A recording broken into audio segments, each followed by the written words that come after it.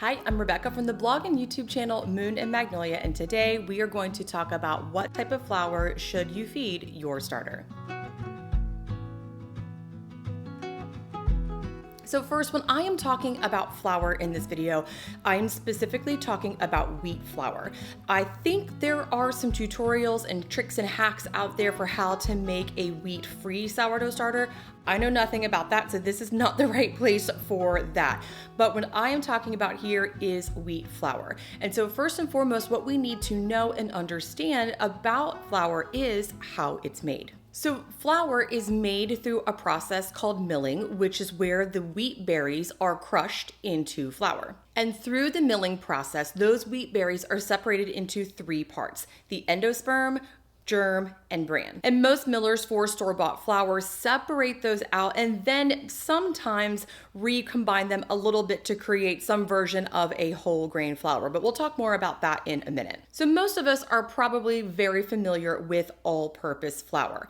All-purpose flour is a wheat berry that has been milled and separated, and all of the bran and germ have been removed. So what's left is just the endosperm. Now this creates a really nice, fluffy, delicious loaf of bread, but that endosperm has the least nutritional value of the three parts of the wheat berry. We'll talk about why that is important in just a minute, but I think it's important to understand the other types of flour first for this to all make sense. So the next option that we are mostly familiar with is a store-bought whole wheat or whole grain flour. This is actually very similar to all-purpose flour because the wheat berry is crushed, it is separated, and then the miller puts some of the bran back into the flour, but not the germ in most cases. Not all of the bran is put back in, and of course the germ is not in there at all. So even though, yes, it does have a little bit of nutritional value, it's still not quite as much as what would be in a complete 100% whole grain flour. A 100% whole grain flour has all three parts, the endosperm, the bran, and the germ in the flour and in its entirety. So it is not sifted and nothing is removed. This type of flour has the most nutritional value of all the flours. So you're probably wondering, okay, why are we spending so much time talking about how flour is made? But this is really important for your sourdough starter because the more parts of the wheat berry that are in the flour, the more micronutrients it contains, which can help the health of your sourdough starter. So essentially, by feeding your sourdough starter a more nutritious flour, your starter will probably be happier, healthier, and more vigorous. I know when we're feeding a sourdough starter, it kind of seems like all we're doing is mixing together flour and water and then we just move on with our day, which sure is true, but while you are off doing your thing, there is an entire micro ecosystem at play inside of your sourdough starter. And through the type of flour that you feed your starter, you can control some parts of that micro ecosystem. Now, sure, there are various factors that contribute to the overall health of your sourdough starter, but one of the most crucial factors is the flour. We often talk about how sourdough starter pulls all the yeast and bacteria from the air, but recent studies show that much of the bacteria and yeast in a sourdough starter comes from the flour itself. I will leave a link in the description box with a little bit of research that talks about that. It's super interesting if you are a sourdough nerd like me, and you probably are if you found yourself here. The most economical and probably the most common way to feed and maintain a sourdough starter is with all-purpose flour. I maintained and cared for a starter for a long time with all-purpose flour and it worked just fine. I have heard mixed things about whether or not you can or should use bleached flour. I have not tried making a sourdough starter or feeding it with bleached flour. I always use unbleached. I guess it's worth a shot if that's what you want to do, but there have been mixed opinions and experiences with bleached flour. But unbleached flour works just about all of the time. In the same vein, you can also feed your sourdough starter bread flour.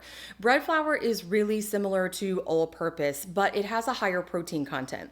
That doesn't mean a whole lot when it comes to feeding your sourdough starter. What that higher protein content does is it creates a stronger dough, which can hold more air pockets, which in turn creates a fluffier loaf of bread. But that doesn't matter a whole lot when it comes to feeding your sourdough starter. The reason I prefer all-purpose flour over bread flour for my starter is because all-purpose flour is cheaper.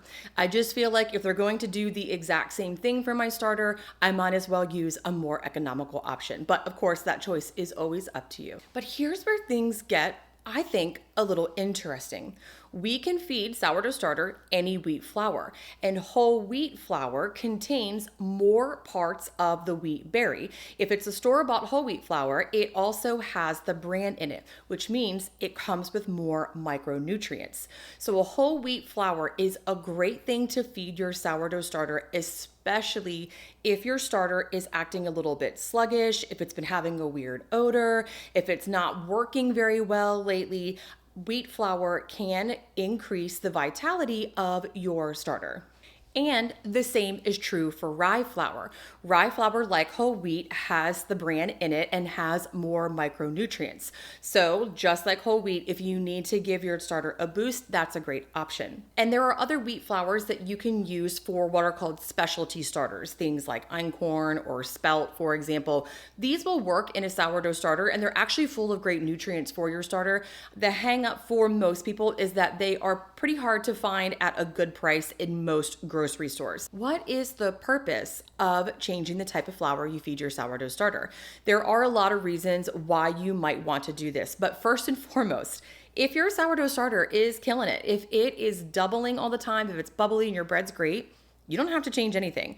But there are some situations where switching up the type of flour you feed your starter can really help. Number one, and the most common reason that people switch the type of flour they feed their sourdough starter is because it is sluggish. So if your starter just isn't doing its thing, if it is not doubling, if it is not getting bubbly, if you feel like your bread is not fermenting the way you want it to, changing the type of flour you feed your sourdough starter can give it a boost, especially if you feed it a more nutritious flour like whole wheat or rye flour. Availability is also a pretty valid reason for switching what type of flour you are feeding your sourdough starter. Let's say you've been feeding your starter rye flour, 100% rye flour, for a long time, and then suddenly your grocery store doesn't have it. You will need to change the type of flour you have, and I will share with you in just a minute how you can do that and still have a healthy starter. You might also want to change the type of flour you feed your sourdough starter because the type of flour you feed your starter controls the flavor of your bread. I have a full YouTube video and a blog that covers how to control the sourness of your sourdough. I'll leave links for those in the description box. But by reducing whole wheat or whole grain flour and adding in more all-purpose, you can create a less sour sourdough. Or by increasing the whole grain or the whole wheat in your sourdough starter, you can increase the sourness. Whole wheat and whole grain flours do create a more sour flavor. So by readjusting that in your starter, you can control the flavor of your bread. Totally crazy. And maybe the most important reason for switching the type of flour in your sourdough starter is because you want to. Making sourdough should be fun. I talk about this a lot, and it should be a place for you to feel creative and experiment and try things with baking and in your kitchen. So if you just want to change the flour in your sourdough starter to see what happens, then you should totally do it.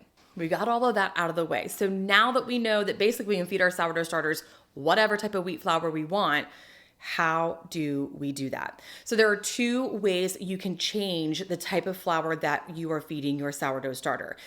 First, no matter which way you choose, what I recommend doing is taking some of your starter, putting it in a separate container, and then either freezing it. I have instructions for how to freeze sourdough starter on YouTube and on my blog. I'll leave links for that below. So I would either put it in the fridge or freeze it. So that way, if something crazy happens and it does not work, you haven't just ruined your entire sourdough starter. You want a little backup just in case. So once you have your reserve starter in the fridge or in the freezer, safe and tucked away, you can just start feeding your other half cold turkey.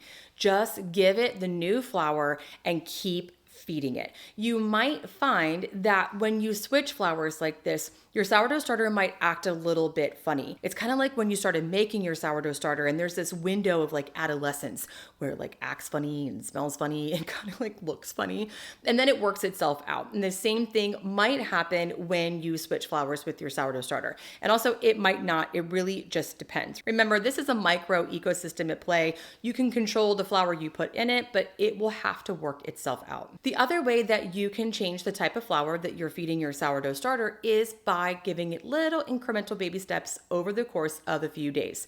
So again, I would take your starter and put a little bit in the fridge or the freezer just for safekeeping in case something doesn't go right.